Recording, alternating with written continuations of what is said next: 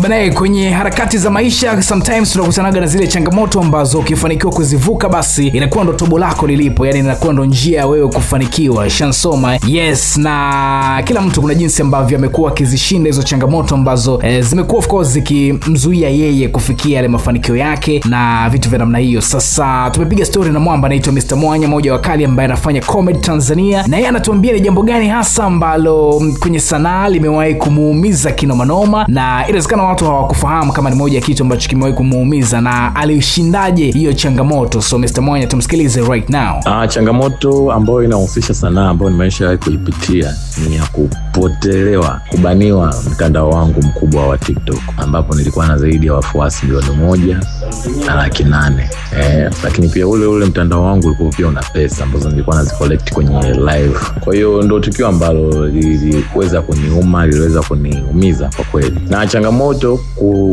kutoka kwenye hilo tukio, suluhu ya kutoka kwenye hilo tukio ambalo liliwahi kuniumiza, kupotelewa na mtandao wangu wa TikTok, ni kufungua tu account nyingine. Niliweza kufungua account nyingine ambayo mshukuru Mungu kwa sasa imeweza kukua, ina watu zaidi ya milioni pia. Hivyo nafikiri ndio tukio ambalo lishawahi kuniumiza kwenye sanaa, lakini suluhu yake ni kutokukata tamaa, ni kufungua tu mtandao mwingine na kazi ikawa inaendelea. Bana, tumemsikiliza hapo mwamba kuitwa Mr. Mwanya, na anakuambia kwamba moja jambo ambalo of course limewahi kuwa changamoto sana kwake ilikuwa ni the time ambapo alipoteza account yake ya TikTok ambayo ilikuwa na wafuasi zaidi ya 1,000,000. Ilikuwa banned, so ilikuwa ni moja changamoto ambayo of course ilikuwa kubwa sana, na anakuambia jinsi ambavyo aliishinda hiyo changamoto. Ilikuwa ni the time ambapo aliamua kufungua account mpya akaipambania, na sasa hivi of course ni moja ya account ambayo ni kubwa na inafanya vizuri kinomanoma. So iko hivyo. Mimi naitwa B45 Mastermind.